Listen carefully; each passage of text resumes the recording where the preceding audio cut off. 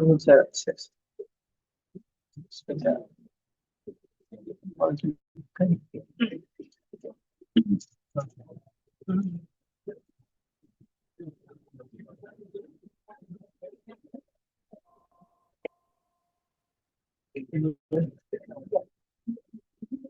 Ini ada nggak? Kelihatan nggak PPT-nya? Atau gimana ya kita? Nggak. Tadi kelihatan. Kelihatan, kelihatan sih, kelihatan. Kelihatan ya? Nggak. Iya, iya, kelihatan, kelihatan.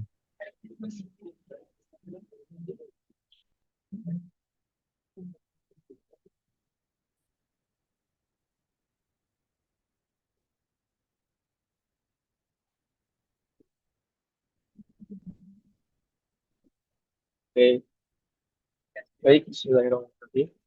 Kita mulai ya. Untuk diskusi hari ini, kita akan membahas tentang peran alumni Timur Tengah di lingkar kekuasaan telaah pro dan kontra. Sebelumnya, tema ini saya ambil dari pembahasan sebelumnya karena kita kan pernah membahas tentang potensi alumni Timur Tengah yang sangat strategis di Indonesia. Karena banyak sekali beberapa alumni Timur Tengah yang mengisi di beberapa resi kekuasaan, ada yang di MPRI, ada yang jadi gubernur seperti TGB, alumni Universitas Al-Azhar Mesir, kemudian ada Bapak Zuhairi Bisrowi sebagai duta besar Indonesia untuk Tunisia. Ya, untuk penjelasan tadi kan nanti ada diskusi ya. Langsung saja, tujuan ini adalah untuk saling diskusi ya. Saya di sini eh, sebenarnya belum tidak terlalu ini ya, ahli dalam menganalisis, tapi ini hasil dari apa yang saya pelajari selama ini dan apa yang saya lihat hari ini dan hari sebelumnya. Analisis dan upaya strategis peran alumni Timur Tengah dan merebut kekuasaan. Baik, langsung ke pendahuluan. Di sini ada 4 poin di pendahuluan. Yang pertama ada latar belakang pendidikan mempengaruhi pola pikir dan orientasi politik seseorang. Kita tahu ketika mahasiswa Timur Tengah, baik yang ada di Indonesia atau di berbagai negara, pasti mereka mempunyai latar pendidikan yang berbeda-beda. Ada yang belajar pendidikan keagamaan, ada yang belajar pendidikan umum yang mungkin seperti ada yang ambil jurusan syariah Qanun atau hubungan internasional, atau mungkin ada yang ambil jurusan Islamiyah atau Islam Studies.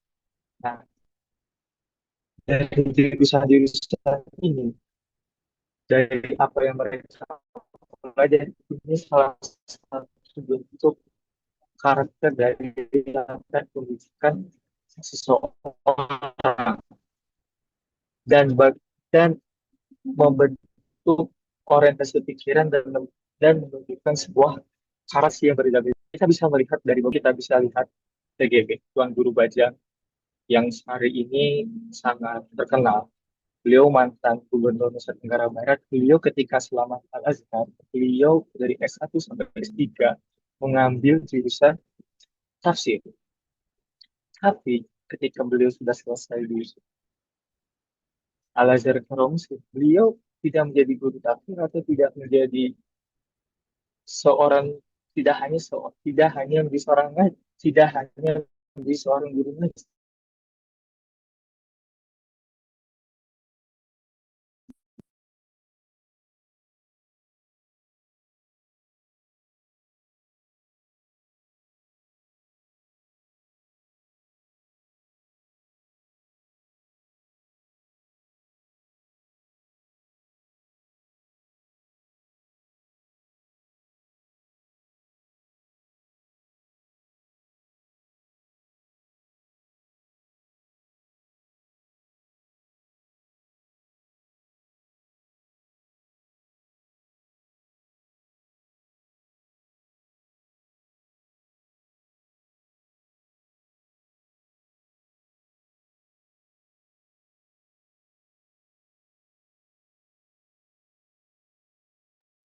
Berarti beliau terlempar lagi ya.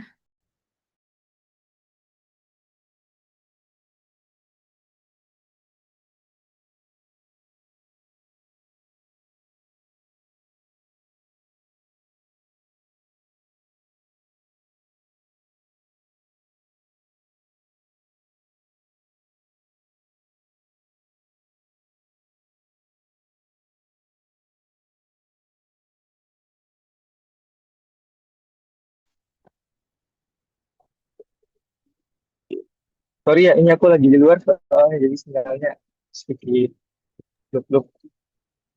Ya, dilanjut lagi aja. Lanjut ya.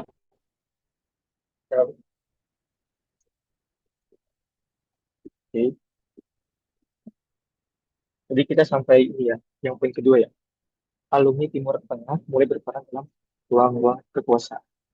Saya bisa contohkan dari alumni Timur Tengah dari Universitas Al-Azhar Karawaci, salah satunya ada Prof. Cendekiawan, itu namanya Pak Zuhairi Misro. Beliau salah satu duta besar Republik Indonesia untuk Tunisia. Beliau mempunyai latar belakang pendidikan dari perkuliahan di Mesir yang ngambil jurusannya itu dari studi filsafat dari Fakultas Studi. Pertanyaannya, kok bisa dari beliau ngambil filsafat tapi bisa jadi seorang dubes? Nah, sebenarnya ini masih bersambung dengan poin pertama bahwa latar pendidikan dan pola pikir dan orientasi politik seorang itu tidak berpengaruh pada jurusan atau fakultas atau pelajaran apa yang kita ambil.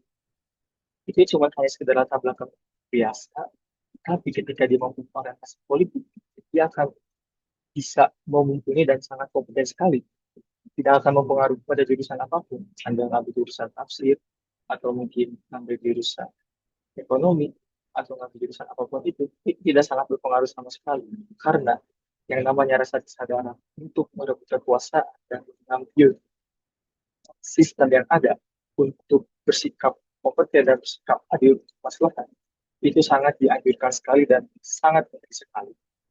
Salah satunya tadi Pak Junaidi bisa menjadi duta besar Republik Indonesia untuk Tunisia. Itu sudah bisa termasuk dalam mengambil peran di ruang-ruang kekuasaan. Kemudian yang ketiga, membawa dimensi keilmuan, moral dan religius.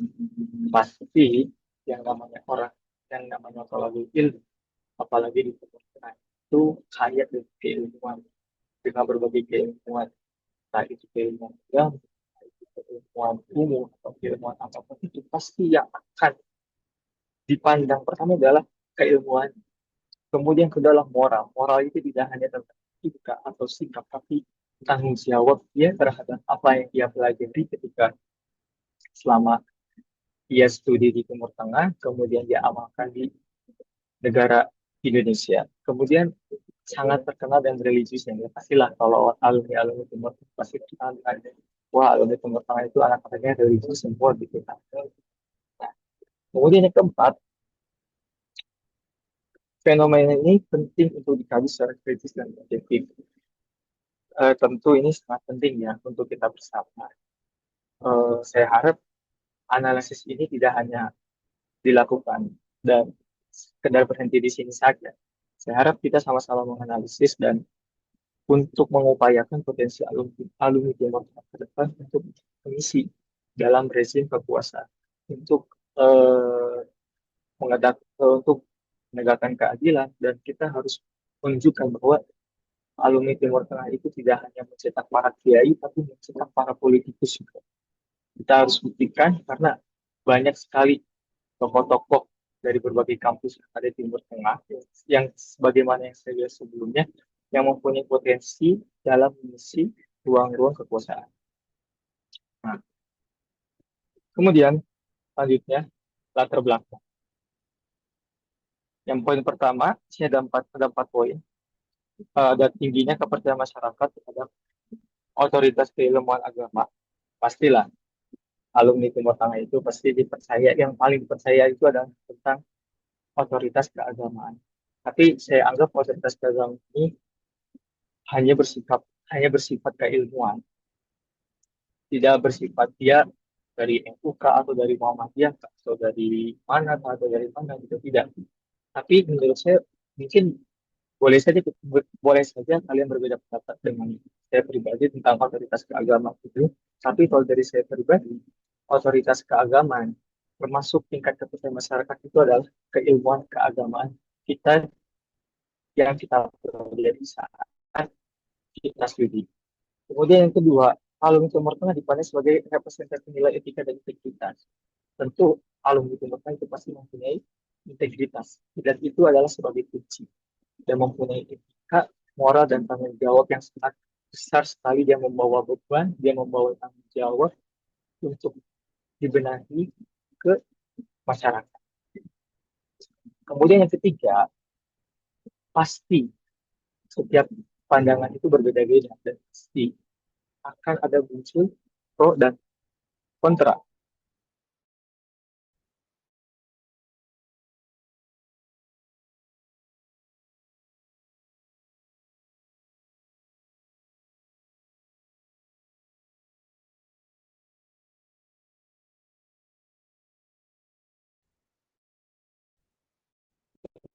Terkait keterlibatan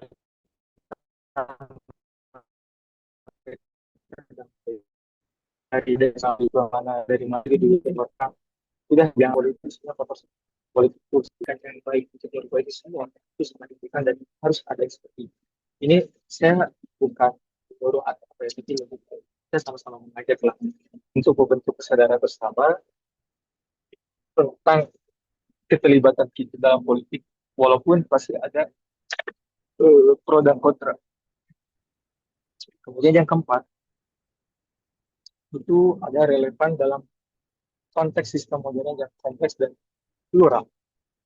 Pasti semua sistem yang relevan dengan yang sekarang dan dulu itu sangat kompleksitas karena memang sangat rumit dari berbagai sisi, antara ketika dia memahami politik atau membentuk sebuah keadilan itu sangat kompleksitas dan ya sangat ketat banget lah sistemnya, sehingga kita harus membenahi diri kita dengan keilmuan yang mempunyai standarisasi dan mempunyai keilmuan yang kapasitas dan memang untuk layak dan relevan di zaman sekarang. Kemudian selanjutnya kita berbahas tentang dari perspektif pro ini, potensi dan kontribusi alumni Timur Tengah. Saya sederhanakan aja, saya nggak akan bahas panjang panjang. Masalah yang akan dibahas adalah peluang dan signifikasi peran alumni Timur Tengah. Di sini ada 3 poin masalah yang akan kita bahas. Bahkan itu adalah kontribusi nilai moral dan kebijakan. Kemudian peran sebagai jembatan agama dan negara dan relevansi dalam sistem politik modern. Baik, yang pertama, kontribusi nilai moral dan kebijakan. Kita tahu ketika salah satu tokoh misalkan Pak Zuhairi Misrawi sebagai duta besar Republik Indonesia untuk Palestina, pasti yang ia kontribusikan tidak hanya pemikirannya saja, tapi dia mempunyai kontribusi yang sangat besar di mana dia harus menjaga tentang pertanggungjawaban dia. Kemudian dia harus menjaga alma mater dia sebagai alumni Universitas Al-Azhar Mesir, dan dia harus menjaga nilai moral dan sikap terhadap masyarakat, baik masyarakat di sekitarnya atau mungkin dengan para mahasiswa yang ada di sana.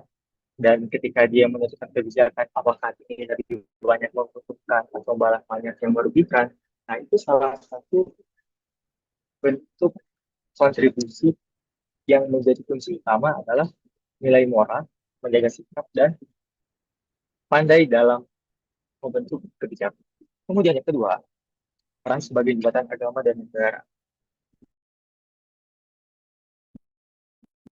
Tidak hanya alumni Timur Tengah itu cuma hanya sekedar ya ceramah, ya bahas fikih, tafsir dan segala macam juga banyak sekali alumni Timur Tengah, bahkan para kiai penasehat-penasehat di berbagai institusi, di berbagai kementerian. Mungkin banyak sekali, mungkin nanti saya apa namanya sebutkanlah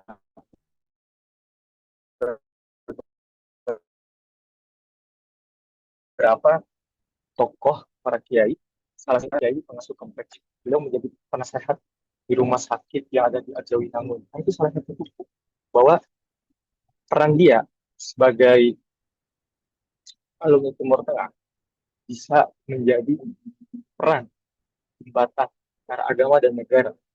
Selain itu, banyak sekali beberapa tokoh yang mungkin kita tahu lah, ada beberapa, seperti contohnya Kiai Haji Imam Ghazali SMA. Beliau salah satu pengasuh pondok pesantren di Indonesia, salah satu tokoh kiai, alumni Al-Azhar. Beliau menjadi seorang intelektual, seorang tokoh muda NU yang inspiratif dan sangat kreatif dan pemikirannya sangat without box thinker. Banyak sekali para pejabat, para beberapa tokoh itu menghadiri ke beliau untuk meminta dinasihati ini bagaimana, ini bagaimana. Nah, di situ kita harus tahu fungsi kita sebagai alumni Cemerlang itu sangat dipercayai. Bahkan untuk minta dinasihati, bahkan ada yang minta untuk disebut nasihat dan masih banyak lagi. Kemudian yang ketiga, relevansi dalam sistem politik. Ya, kita harus tahu tidak semua sistem yang ada sebelumnya atau sistem yang ada hari ini itu mempunyai kelayakan yang sama. Tidak selalu. Mungkin saja ada sistem politik yang tidak relevan untuk hari ini karena mungkin mempunyai siklus yang berbeda. Maka dari itu kan kita lah, mungkin mohon maaf ya, kita yang yang Nahdlatul Ulama itu kan mempunyai prinsip al-muhal al-qadim soleh wa jadi Islam, menjaga tradisi lama yang baik dan mengambil tradisi yang baru dan yang lebih baik. Suatu sederhana ini. Kemudian selanjutnya perspektif kontra, tantangan dan problematika Timur Tengah. Masalah yang akan dibahas itu adalah tantangan dan problematika peran Timur Tengah dalam kekuasaan. Di sini ada 3 poin. Pertama, ada keterbatasan adaptasi dalam sistem politik modern. Yang kedua,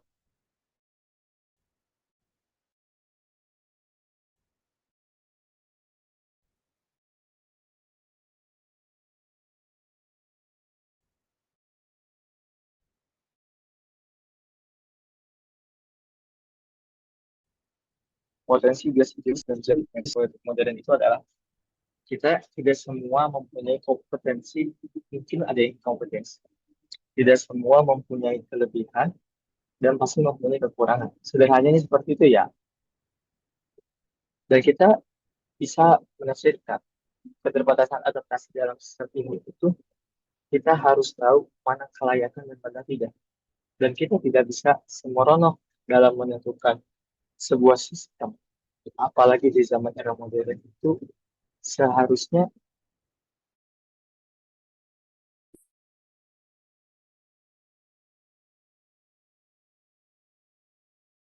tidak selalu dengan harus dengan cara sederhananya seperti itu ya. Kemudian ya pada intinya adalah kita pasti mempunyai ideologis masing-masing. Karena ketika kita memilih sesuatu atau menentukan suatu sistem, pasti kita selalu membiarkan ideologisnya seperti itu. Contohnya kayak tadi, saya ideologisnya al-muhafadzah al-fadid soalnya waktu ini terjadi. Jadi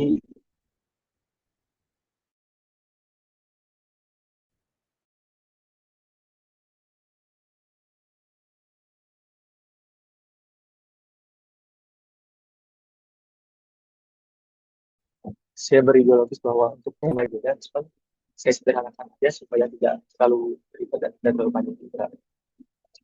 Kemudian yang ketiga, risiko instrumentalisasi agama dalam kepentingan politik.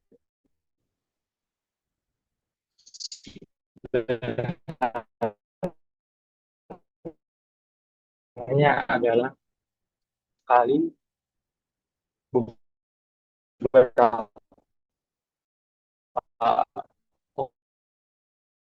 yang itu tidak bisa jadi agama fasilitasnya sendiri, sehingga kita tidak bisa menyatukan antara agama dan kepentingan politik. Itu tidak bisa disatukan sederhananya seperti itu. Kemudian analisis menimbang peran alumni Timur Tengah dan UPAS. Ini analisisnya saya baca dari berbagai artikel ya. Jadi saya tunjukin di daftar pustaka ya. Saya taruh di esai. Itu yang pertama, tidak bersifat hitam-putih. Peran alumni Timur Tengah tidak dapat dinilai hanya sebagai positif dan negatif, tapi tergantung pada konteks dan individu. Nah, kita tidak bisa menilai sepenuhnya alumni Timur Tengah itu positif dan alumni Timur Tengah bagi itu tergantung bagaimana kita cara menempatkan sesuatu pada tempatnya. Ya kalau misalkan kita sebagai alumni Timur Tengah nanti kita menjadikan bahwa ketergantungan kita dalam agama itu sebagai sistem ketergantungan agama kita menjadikan sebagai sistem politik misalkan seperti itu. Tidak bisa. Justru kita malah menjual agama kita dan berlandaskan kita sembrono-sembrono karena kita merasa paham agama, kita sembrono dalam menggunakan sistem yang ada yang seharusnya bersifatnya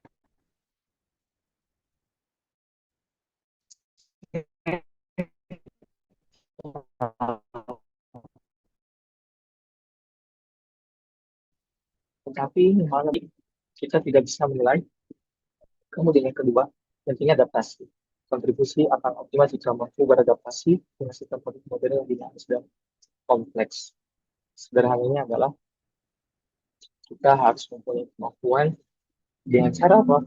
Dengan cara kita belajar, dengan cara kita diskusi, dengan cara kita ngobrol bareng-bareng dengan orang-orang yang lebih paham di atas kita tentang bahwa kita harus bisa memahami sistem politik modern saat ini seperti apa dan kita harus berbicara kita tidak hanya berbicara jangka pendek tapi kita harus juga berbicara jangka panjang. Kemudian yang ketiga, keseimbangan nilai dan realitas. Diperlukan integrasi antara nilai-nilai keagamaan dengan realitas sosial politik yang plural. Kemudian yang keempat, integritas sebagai kunci bahwa keberhasilan sangat ditentukan oleh integritas dan kemampuan menjaga nilai tanpa terjebak kepentingan politik. Dan ini kita harus menjaga integritas kita masing-masing karena itu sebagai marwah kita, sebagai harga diri kita, harga diri kita sendiri, harga diri nama alma mater kita, dan harga diri nama keluarga kita. Baik, langsung kesimpulan.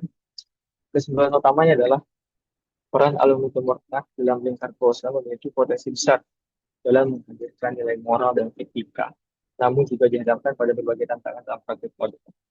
Tentunya pasti banyak sekali ketika kita ingin mengubah suatu perubahan yang baru yang lebih wow lagi gitu kan, lebih ekstrim lagi pasti banyak sekali orang-orang yang tidak setuju kita, banyak sekali orang-orang yang tidak setuju dengan pendapat kita. Yuk kita bawa ide-ide aja, lagi tidak merugikan kita, kita lanjutkan saja sih, tidak apa-apa selagi kita bisa menghadirkan potensi yang besar.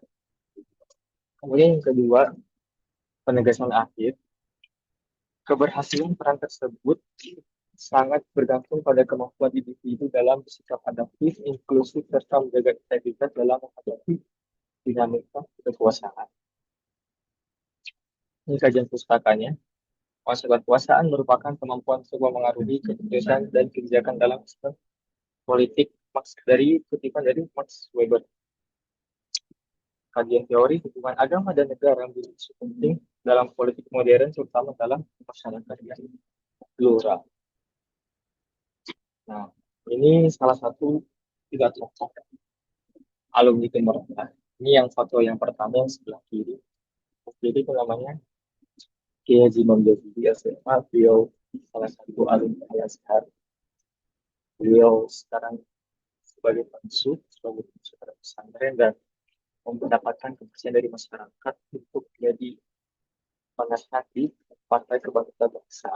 Terus yang di tengah itu ada Bapak Zuhairin Surawi, alumni Al-Azhar juga. Sekarang beliau menjadi duta besar Republik Indonesia untuk Tunisia. Dan satu lagi, beliau adalah PGB. Beliau ini salah satu alumni Al-Azhar juga. Beliau seorang doktor dari Al-Azhar dan beliau pernah menjabat menjadi gubernur NTT. Dan ini menjadi bukti bahwa alumni Al-Azhar melahirkan generasi emas yang berkembang di bumi Indonesia. Sekian dan terima kasih. Mungkin cukup sekian dari saya, kurang lebih mohon maaf. Assalamualaikum warahmatullahi wabarakatuh.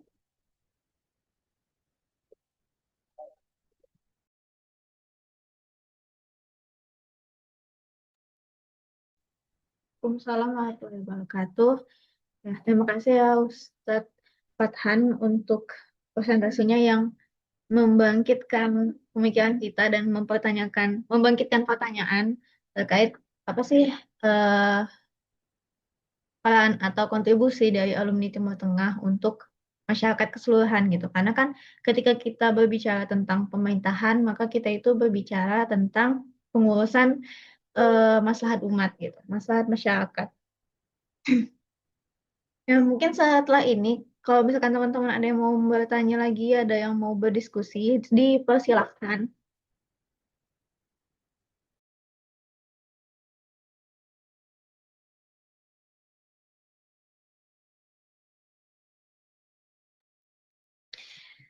Karena ini adalah forum diskusi di mana bukan cuma kita mendengar satu arah, tapi kita juga berpendapat. Mungkin kalau dari Ana sendiri ya gitu. Itu kan tadi Ustadz Fathan tuh kayak mengumpulkan perspektif orang-orang gitu kan, kayak dari pro dan kontranya masyarakat. Biasanya kalau melihat alumni Timur Tengah nih mengambil peran dalam kekuasaan, dalam pemerintahan gitu. Mungkin kalau Ana sih lebih ke pro ya pastinya, karena urusan politik atau urusan pemerintahan tuh nggak pernah jadi urusan beberapa pihak saja, tapi kita semua gitu. Bagaimana keputusan politik itu mempengaruhi kehidupan kita sehari-hari gitu. Seperti misalkan keputusan politik akan menentukan keputusan ekonomi. Lalu dari ekonomi ini akan mempengaruhi biaya kuliah kita, biaya kitab kita, terus kita juga sebagai para pelajar di rantau itu terpengaruhi dari segi biaya kurs atau tiket pesawat gitu.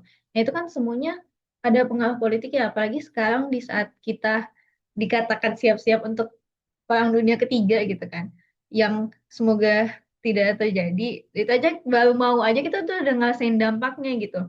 Yang mungkin ada yang bagasian dari Indonesia, bagasinya nggak nyampe-nyampe gitu kan, karena pesawatnya nggak bisa terbang, nggak bisa berangkat. Nah, tadi dari pendapat kontra yang sudah dikumpulkan oleh Ustadz Fathan itu, mungkin apa ya, saya tidak akan setuju dengan kontra itu gitu. Jadi kontra dari pendapat yang kontra gitu.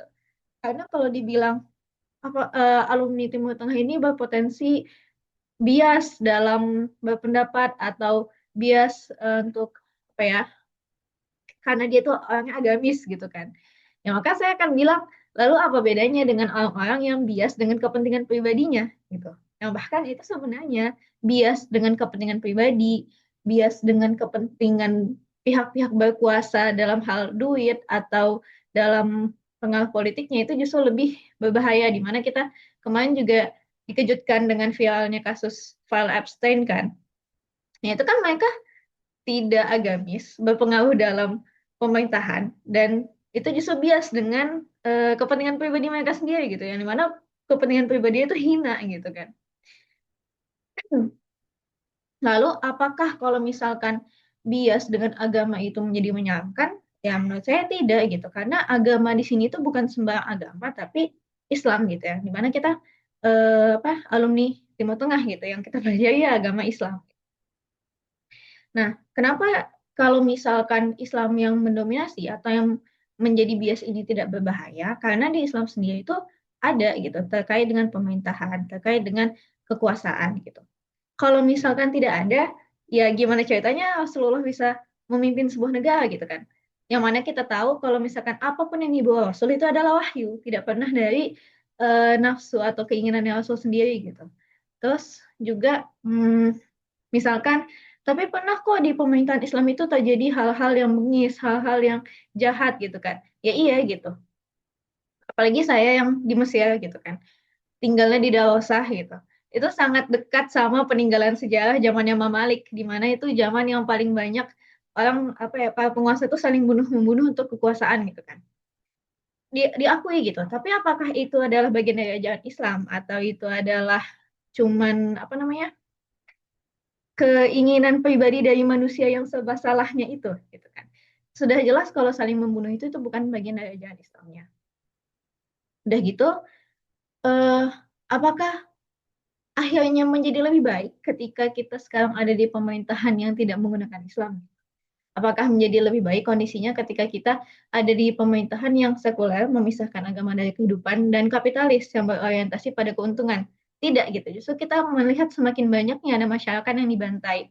Kalau bahasa kaum mendang-mendingnya nih ya, kalau dulu di zaman pemerintahan Islam ada pembunuhan, pembunuhannya atas penguasa, sedangkan masyarakatnya tetap hidup sejahtera. Kalau sekarang pembunuhannya pembantaian massal terhadap masyarakat yang itu tidak ada hukum yang bisa menangkap pelakunya gitu. Ya udah berapa tahun gitu. eh, Israel itu membantai Palestina, udah berapa tahun apa namanya bangsa Afrika Selatan itu tidak mendapatkan keadilan, udah berapa tahun orang-orang di Uighur itu dibantai, tapi nggak ada yang bisa menghukum mereka gitu. Bahkan kalau bahasa kaum mendang-mendingnya sekarang jauh lebih parah guys ketika nggak ada Islam itu. Ini itu tadi ya pendapat yang langsung muncul di kepala Anda ketika mendengar apa namanya presentasi dari Ustadz Farhan. Luar biasa sih Ustadz Farhan. Sudah menyiapkan materinya sama PPT-nya juga. Semoga nanti ketika giliran Anda bisa sama baik ya dengan Ustadz Farhan. Mungkin ada teman-teman lain nih yang Ya mau sederhananya, menyampaikan pendapat juga. Iya, Ustadz Farhan. sederhananya seperti ini ya. Saya tidak saya tidak mengataskan atau tidak menghapuskan, tapi lebih ke mengajak bahwa kita itu mempunyai tingkat kepercayaan dari masyarakat. Mungkin kita katakanlah 1%. Mungkin antum sendiri misalkan ketika pulang ke Indonesia, yang pertama kali dipandang adalah oh dia alumni Timur Tengah. Bukan dipandang oh dia eh kuliahnya jurusan ini, belajar ini, belajar ini. Benar-benar. Enggak. Pasti yang dipandang pertama tingkat kepercayaan adalah oh dia alumni Timur Tengah. Kemudian kalau misalkan antum sendiri mempunyai potensi yang sangat besar, apalagi misalkan dalam ruang, misalkan kita ambil alih dalam ruang politik misalkan, atau misalkan Anda dapat kepercayaan menjadi seorang pengurus partai, kan itu berarti sudah mendapatkan tingkat kepercayaan masyarakat. Namun, namun yang menjadi merasakannya adalah setelah ini tidak mempermasalahkan Anda itu siapa, tapi Anda hanya dipermasalahkan, oh dia alumni Timur Tengah, oh dia sekarang dia di pengurus partai, oke kami percaya. Namun ketika ada oknum yang merusak, nih, ini sebenarnya yang merusak itu bukan dari kepentingan pribadi ya, tapi lebih ke oknum luarnya, oknum yang tidak suka dengan bahwa udah alumni Timur Tengah udah jadi kiai aja gitu kan, jadi pengasuh pesantren aja gitu, nggak cocok jadi pengurus partai, apalagi masuk-masuk apa namanya jadi anggota DPR atau jadi gubernur, misalnya jadi gubernur atau berbagai jenis ruang kekuasaan atau bahkan jadi seorang delegasi seorang duta besar Republik Indonesia seperti Bassirul sendiri, itu kan banyak sekali yang merusak. Nah, yang merusak itu kan tidak hanya pure dari pribadinya sendiri. Ada saja yang merusak itu dari pihak luar yang tidak senang dengan kita. Mungkin dari berbagai pihak, mungkin membuat isu-isu atau membuat berita yang hoax atau ya mungkin kita tahu sendiri lah bahwa sekarang itu potensi tingkat kepercayaan masyarakat itu lebih utama sebenarnya, lebih terlihat sebenarnya lebih terlihat seperti itu. Siap-siap. Yang lain ada yang mau berpendapat lagi?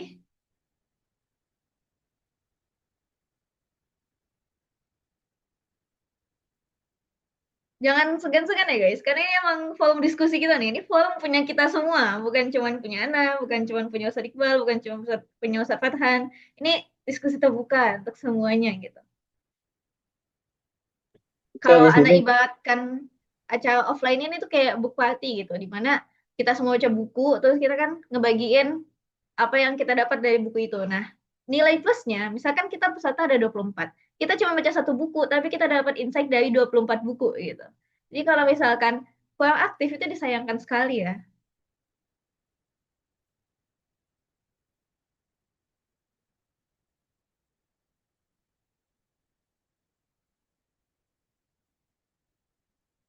Tapi itu benar sekali sih ketika masyarakat tuh udah percaya sama alumni Timur Tengah, jadi jangan sampai masyarakat tuh rusak kepercayaannya. Karena masyarakat tuh nggak akan melihat kita tuh belajar apa sih gitu. Atau mungkin masyarakat tuh nggak akan melihat di kitab mana kita itu ada malginya, di bagian mana dosen itu mengskip pelajarannya, apakah kita tuh yang rajin kuliah atau enggak, cita-cita kita apa gitu. Pasti masyarakat tuh melihatnya, oh ini alumni Timur Tengah gitu.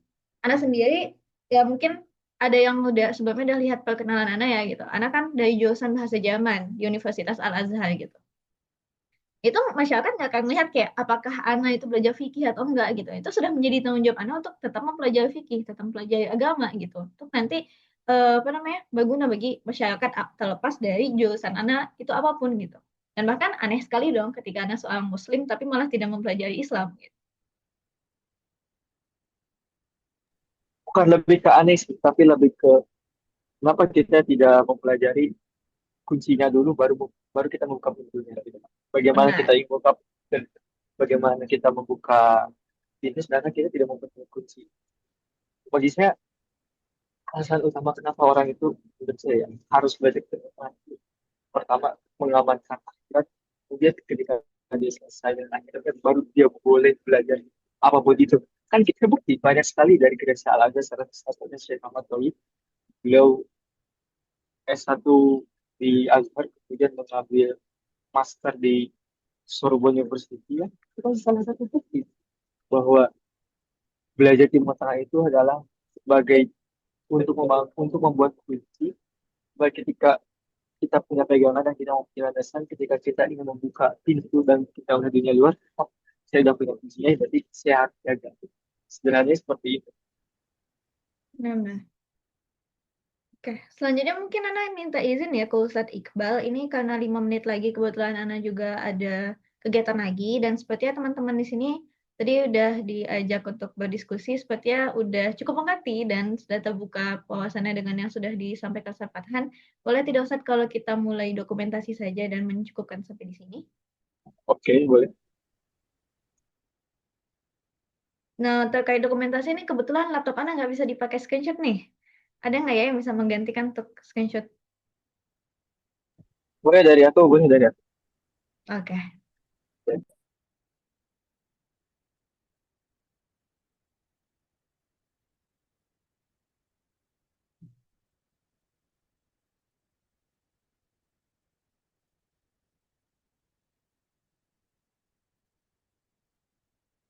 Mungkin boleh Ustadz Fathan aba-abanya. Oke. Baik, satu, dua, tiga. Lagi, tiga ya. Satu, dua, tiga. Baik, sudah. Oke, terima kasih semuanya Ustadz Fathan, Ustazah Yayang, Ustadz Fawaz, Ustazah Hafizah, Ustazah Nadia, Ustadz Zakil, Ustadz Iqbal. Terima kasih untuk teman-teman semua yang bisa hadir dan bisa on cam mendengarkan diskusi kita hari ini. Semoga kita bisa bertemu lagi di Jumat berikutnya di jam 8 malam di jam Indonesia. Semoga kita semua bisa komitmen dengan kehadiran kita di forum diskusi ini. Ana sebagai moderator mohon maaf untuk kekurangan-kekurangannya dan mungkin khilaf dari Ana.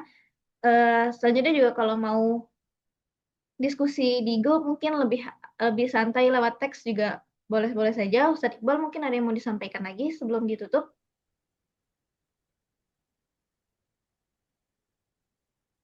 Halo, kedengar Ya, nggak suara? terdengar. Putus soalnya. Iya, jadi saya pribadi ingin menyampaikan sesuatu sebagai panitia dari diskusi ini. Yang pertama itu eh, kemarin tuh ceritanya saya terlambat, jadi saya belum mengkonfirmasi bagi petugas-petugas yang bertugas untuk hari ini, seperti Kak Khadijah atau Kak Fathan atau Kak yang lainnya, bahwasanya ada kegiatan seperti ini. Jadi anak kemarin tuh kurang reminder aja sih. Baru Hamin satu baru anak apa namanya ingetin. Dari situ apa namanya anak belum sempat bikin flyer gitu. Kan biasanya kalau setiap diskusi itu kan ada flyer, terus dicantumin IG nama-nama petugas, terus nanti dikolaborasikan antara IG-nya petugas dengan PPIDK langsung kan. Jadi kemarin tuh anak mohon maaf banget kepada petugas-petugas yang apa namanya yang bertugas untuk hari ini, karena anak karena apa ya bahasanya kelalaian anak jadinya tidak bisa dikolaborasikan atau tidak bisa dipublikasikan flyernya. Terus apa namanya anak minta satu hal lagi atas komitmen teman-teman sekalian. Jadi kemarin tuh ada yang japri ke anak, kayaknya nggak ada orangnya sih di sini. Pengen mundur gitu ceritanya. Karena ada salah satu orang yang ikut sini pun juga ikut mundur. Jadi karena alasan seperti itu ikut mundur juga. Jadi Anda berkesimpulan kalau misalnya tidak mempunyai komitmen dari awal, mending dari awal gitu nggak usah ikut, nggak usah daftar malah. Soalnya banyak juga yang lain yang apa namanya yang ingin atau punya keinginan untuk ikut acara diskusi ini gitu. Jadi kalau udah daftar, udah punya komitmen ya udah harus punya tekad gitu dari awal harus ikutin prosedur yang udah kami kami sampaikan sebelum-sebelumnya gitu.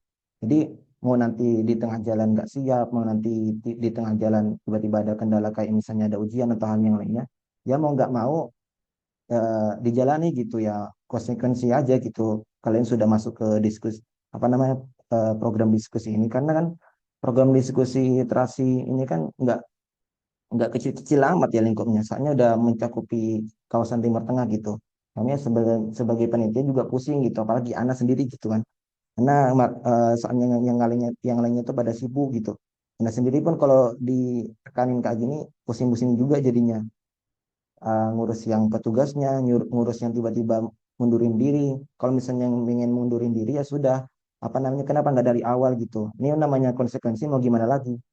Soalnya kan Anda udah apa namanya, udah taruh di open recruitment kemarin ketika ada formulirnya itu, apakah kalian komitmen atau tidak? Kalau misalnya komitmen ya sudah centang iya, di situ Anda pilih kalau antum masuk sini. Jadi kan mau nggak mau kan udah harus menerima gitu konsekuensinya kayak gimana.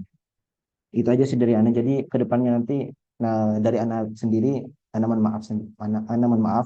Jadi nantinya Ana akan tanbih lagi, atau Ana akan apa namanya, speak up lagi atau Ana kasih reminder di grup misalnya kalau ada tugas di apa namanya di 2 minggu, dua pekan ke depan nanti Ana kasih reminder atau kasih langsung japri aja sih Ana biar biar nggak kejadian seperti ini lagi. Terus kepada teman-teman juga eh, apa namanya komitmennya lagi gitu. Oke, sekian. Terima kasih. Ya, terima kasih juga Ustadz Iqbal. Mohon maaf juga mungkin dari teman-teman yang belum bisa komitmen. Untuk flyernya, Ana saranin untuk tetap diposting dan nyusul aja sih. Jadi kayak ya acaranya sudah terlaksana tapi flyernya baru ada gitu. Karena kadang-kadang beberapa hal kayak gitu. Ustadz Fawaz, ada yang mau open mic? Oke, halo. Kedengaran nggak, Kak? Ya, kedengaran. Mau tanya aja, soalnya kan besok untuk jadwal ke depannya kan bagianku ya. Nah, untuk memperjelas saja, Kak, yang di tabel itu kan ada dua petugas tuh untuk pematerinya itu,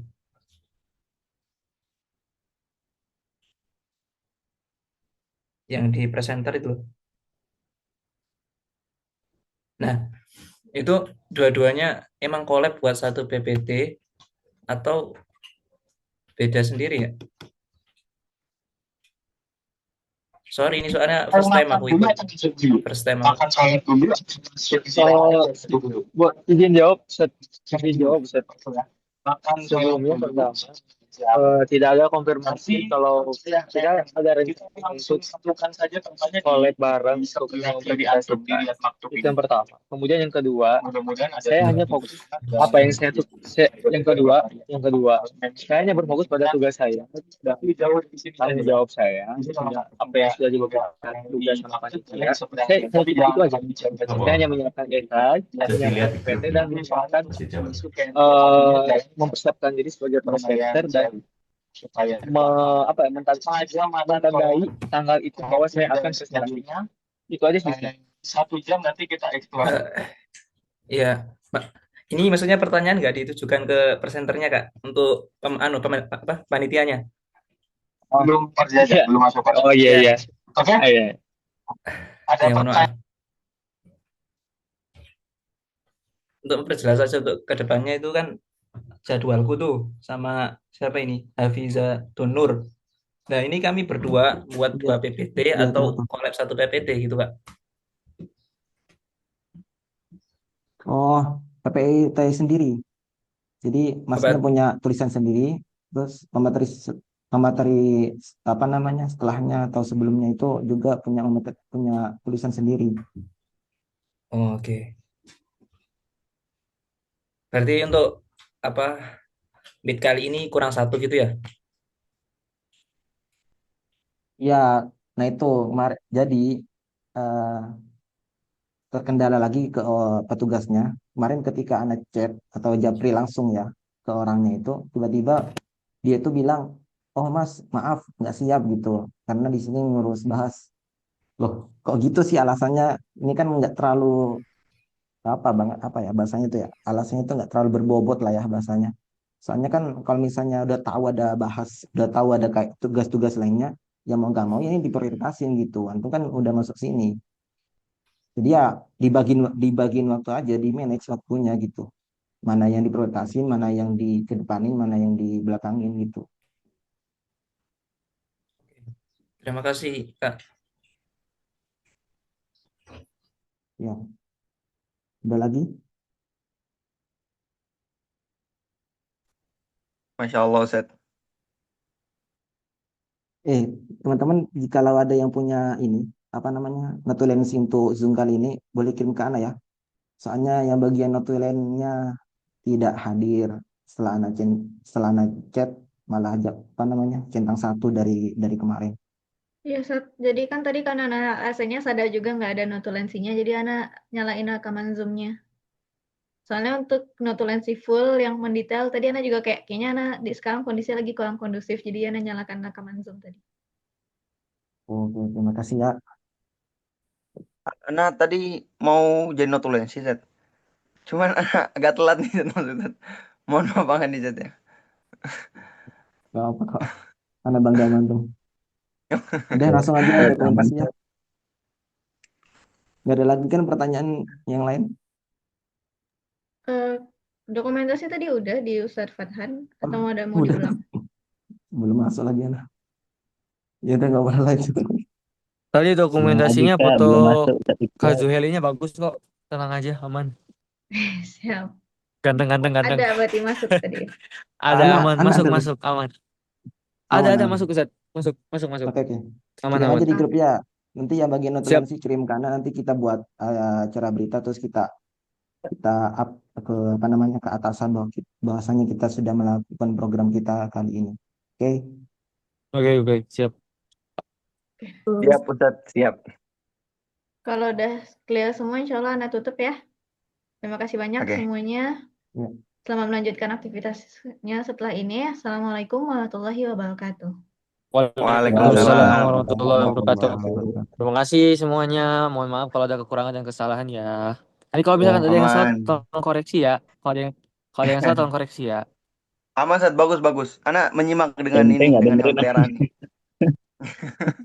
Kalau yang salah, tolong koreksi dong. Aduh, kayaknya banyak yang, kayaknya aku salah satu orang yang terlalu ekstrim banget kayaknya ya. Aman Ustadz, ya Allah aman Ustadz. Justru yang kayak gini Lumayan yang dibutuhin Ustadz. negara nih Ustadz. Nah, Pemerintah dulu Ustadz. aman aja Ustadz. Anak Kayaknya anak harus sama ini masukin Mahfud MD kali ya untuk jadi pemilihan sama burung. bagus Ustadz. Bisa tuh Ustadz Iqbal ke depannya gimana tuh? Ustadz Iqbal. Antum dari ente nggak mana, hadir, Mas parah banget. Mas Fathan? Mas Fathan dari Anak dari Wakatobi Ustadz, Universitas Wakatobi, Universitas. Saya Sulawesi. Nggak ada yang nanya, dari nggak ada yang nanya. saya dari ini dari Fathan dari Maroko. mana? Dari Maroko. Dari Oh, Maroko. Maroko. Oh, Maroko. Iya di Maroko. Kenal ini enggak? Siapa namanya tuh? Yang selebgram itu loh, Oh, ini Bang Valen. yang kacamata itu loh. Oh, Bang Akso Hasik. Oh, itu ya. Kenal sama Iya, beliau. kenal. Coba abang Anak yang posting kenal sih, dulu. nggak tahu ya, tapi beliau kenal sama enggak ya mas saya ini. Buat di Maroko populasinya berapa, Mas? Eh, mahasiswanya. Emangnya dia budak Eh, badan pusat status. sejauh ini popularitas karena mahasiswa Indonesia ini pecah-pecah ya, pecah-pecah ya. Tanya Kalau anak yang nanti. pecah-pecah ya, eh Hmm. kalau yang di tempat saya yang di Casablanca itu ada 50 orang, 50 50 mahasiswa Indonesia yang ada di Casablanca. Oh, 50 Jadi orang ya. pecah tuh. 50 Iya, Ustadz. jadi pecah tuh. Banyak juga Nggak Ustadz ya. nggak nggak nggak nggak satu kota. Jadi pecah-pecah, dipencar mahasiswanya. Ente udah pakai ember nggak sih? Tapi kalau lebaran nyatu Ustadz. Kalau Lebaran ya bisa-bisa di kota masing-masing. Cuman ada aja Oh. beberapa yang dari kota-kota lain yang main ke misalkan main ke Kasa atau main ke Rabat atau main ke berbagai kota lainnya gitu. Wudunya pakai ember Hmm. ya Sat? Wudunya. Iya, di sini kita yang mahasiswa Indonesia itu disebut aneh kalau kita wudhu dipakai keran. Dimarahin Oh, Sat. kenapa? Kenapa Dan bisa dan kayak gitu? dan karena kayak karena tahu lah yang namanya Maliki, yang namanya bermazhab Maliki kan wudhunya irit banget ya. Wudhunya irit banget ya. Oh. Sedangkan kita Musafi kan buka keran mungkin bisa Iya, buka paham. keran terus Iya langsung gitu-gitu. benar-benar. Iya Seenggaknya kita tuh benar-benar. boros air, itu boros air dan itu boros air itu udah boleh gitu. Itu yang bikin repot kita hidup di sini itu. Oh, Dan gitu ya. anehnya mereka tuh kalau Tahu kalau nih. musim dingin itu wudhu. Kalau musim dingin itu mereka wudhu tetap pakai kaos kaki, wudhu tetap pakai kaos kaki. Jadi pakai kaos kaki terus diusap-usap gitu. Gak Oh tahu emang, wudhunya sah atau emang enggak itu. masul covid ya, Ustadz ya? Mungkin, Yang apa mungkin masul iya, tapi nggak bisa dibenarkan juga nggak sih? Mas Kopi juga punya punya syarat juga kali. Dari jin. Punya syarat juga nggak sih? Masul Iya Khawf juga pada benar-benar. ini juga sedikit. Gitulah. Anda biasanya kalau mau nanya apa kita aku Ustadz Iqbal biasanya kalau hukum-hukum gitu. Dia beliau tuh mengakhirkan Sat Iqbal Zaili. Ustadz Iqbal Zuhaili.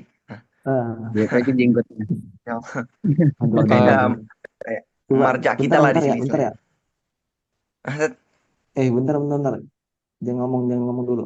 Bentar. Mau mau ini mau nanya sesuatu ke Mbak Salsabila Indra ini, yang dari Pakistan. Masih ada orangnya nggak? Masih dengar nggak? ini mute. Hewan Iya, apa yang kecil Sat?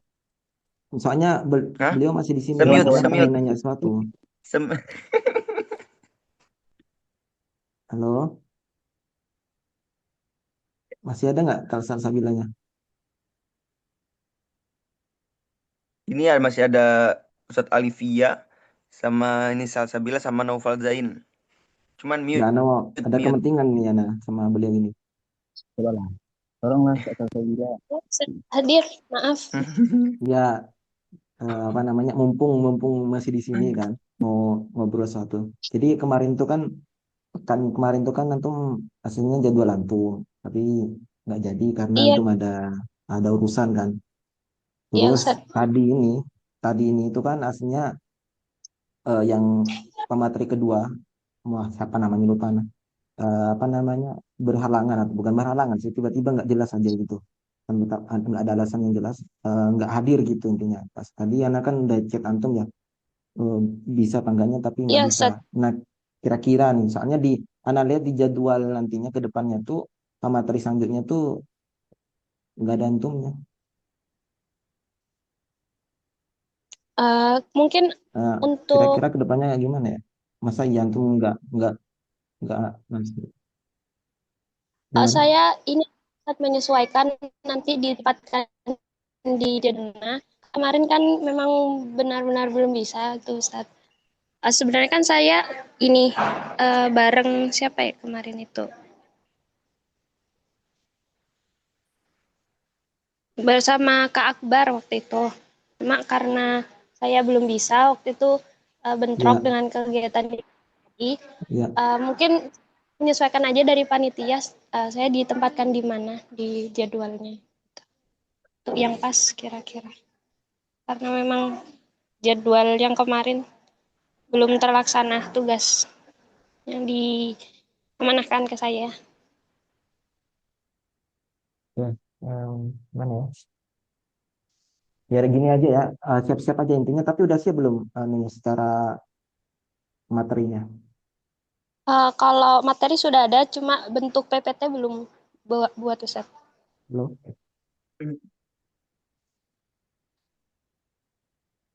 Digabung aja saat bertiga langsung.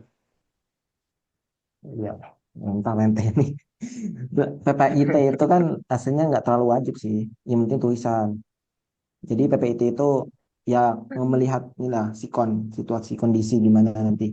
Pokoknya gini ya, nah pengen menjabarinya tuh ketika nantinya misalnya ada tiba-tiba yang apa namanya mempunyai kendala atau mempunyai masalah tidak bisa mempresentasikan materinya. Nah, cadangannya tuh antum gimana? Boleh Ustaz. Itu Bisa kemungkinan di ya? minggu ini, Misalnya 2 minggu ke depan, dua pekan ke depan. kan ke depan. Oke, insya Allah siap Ustaz. Oh, coba ini antum japri ini apa namanya? Mbak Ya, Ustaz. siapa namanya itu Hafizatun Nur. Eh, Kak, Kak Izatun Nur. Ya, Hafizatun Nur yang dari Tunis itu ada tuh di apa namanya? di di grup. Jadi antum japri, katanya sih ada dengar beliau kurang siap gitu buat Oke, apa dua pekan depan. Coba antum ini deh lobby ya. ya. Oke, sip.